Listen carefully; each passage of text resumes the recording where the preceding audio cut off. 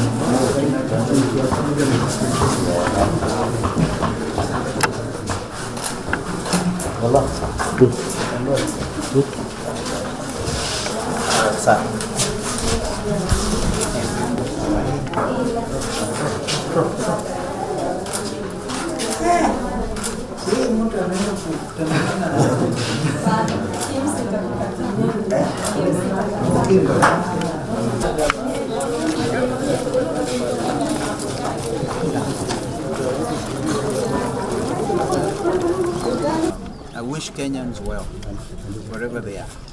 This is our country, we have only one country, a God-given country, and we should live peaceably together.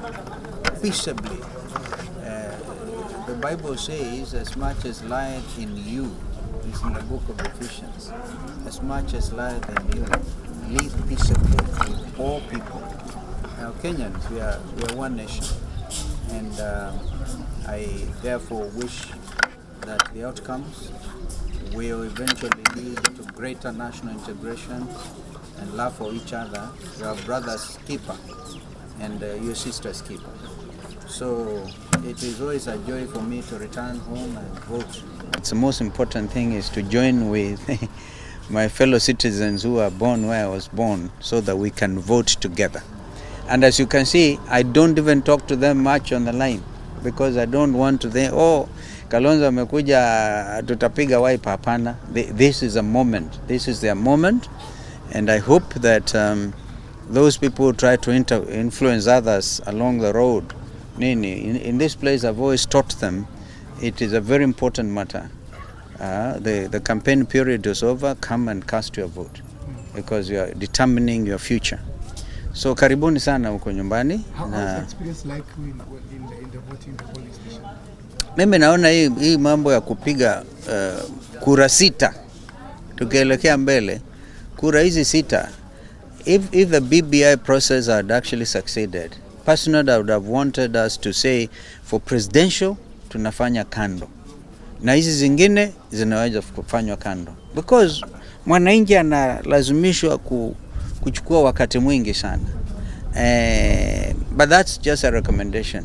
This is why, you can never have a static situation.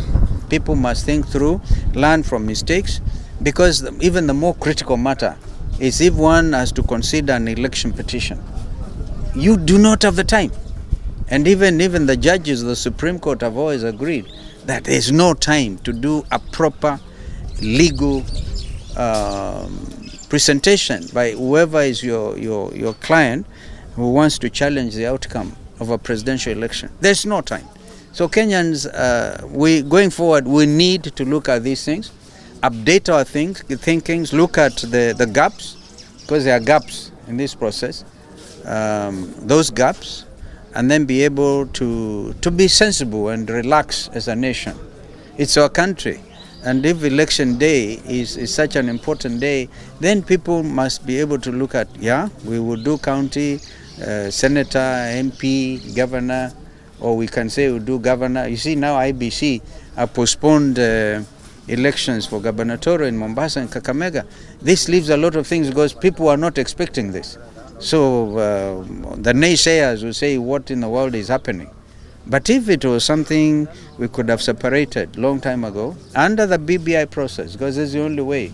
I mean, don't call it BBI, call it a constitutional amendment act, because it's important for this country. But others come handsomely say, people are looking for jobs, people are doing what, and they poison the atmosphere, only for them to end up the beneficiaries. Yeah, the ones who opposed Constitution 2010, I'm sure know that if it was not Constitution 2010, they would have been fired. Because if I had messed up with President Kibaki, I would have been fired as Vice President. Uhuru could not fire Ruto.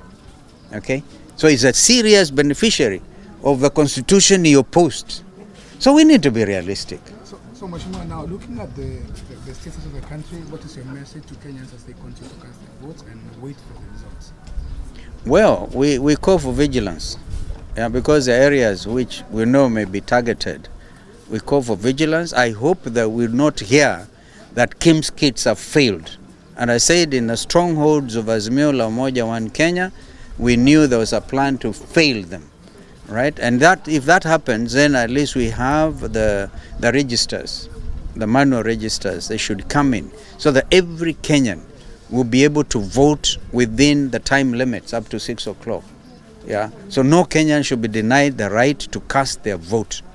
And again, I discourage any attempt by goons. The other candidates who are hiring goons, I'm told, in the case of Wiper, for example, there are people who sense defeat and they want to come and cause disruption.